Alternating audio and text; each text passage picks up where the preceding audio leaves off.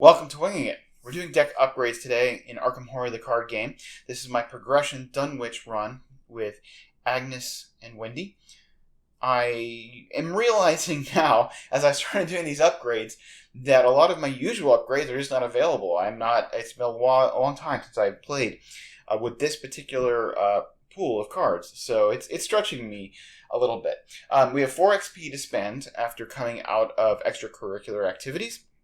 And so I think I wanted to go ahead and complete getting the second Lucky, which I explained getting the upgraded Lucky in the last upgrade video. So we're going to replace Arcane Initiate, again, who I don't think is that useful for Agnes.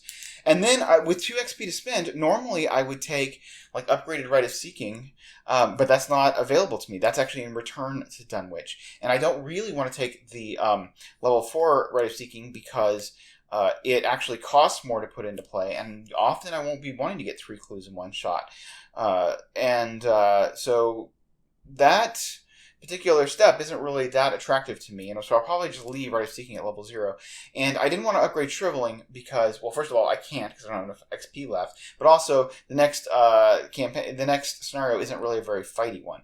So what I decided to do was to go ahead and take my Fearless and upgrade it into the upgraded Fearless, which will provide 2 willpower icons, and if you succeed by 2 or more, then you can heal 2 horror, which is pretty useful for Agnes. She usually should be able to smash this willpower test. And, being able to replenish her willpower is good. So we're going to go ahead and do that, and now we'll go take a look at Wendy. Alright, so for Wendy's 4 XP to spend, I think this was a fairly straightforward affair to me. I wanted to take Will to Survive right off from the top. I already mentioned that card, and it's a card I love. It's a bomb card from the core. It's 3 XP, 4 cost, fast play during your turn. Until the end of the turn, do not reveal chaos tokens for any skill test you perform. It's just really great. You want to have a bomb turn where you just pass everything. This is it. I've heard it said recently that people don't play it anymore, but I still try to put it into every deck I can just because it's fun to not draw chaos tokens. So anyway, I'm going to take out a Guts, which is a little bit, I don't know. I feel like Wendy is okay at passing will test with her willpower 4, and Agnes can probably commit to her test. So the two of them together, it seems like the least kind of vulnerable place where she's at. And there wasn't another card I wanted to drop, so we'll just stick that in there. And then we have 1 XP to spend left, and to me that was also straightforward. That I already upgraded 1 Leo DeLuca, so we're just going to upgrade the other Leo DeLuca. Finally, due to the interlude, I got to put Henry Armitage in one of their decks, and I went ahead and I'm putting it in Wendy's deck.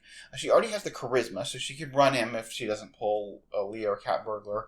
He is, he gives 2 willpower icons that you can commit. Also, he has a free trigger after you draw a card, discard that card, and exhaust Dr. Henry Armitage, gain 3 resources. So that's actually that's pretty good. The issue with that in Wendy, of course, is she likes to have cards to be able to toss them. So there's some anti-synergy, but she also likes expensive things like this. 4 cost will destroy we just put in. So ultimately, I decided it was best in her since Agnes doesn't have charisma, and at least I'm not planning on picking up charisma for a while. And Agnes doesn't really have a lot of resource issues, or at least she hasn't so far. So this seemed to be the way to go. But I did think long and hard about it. So anyway, we are next going into the Miskatonic Museum. So let's go check that out.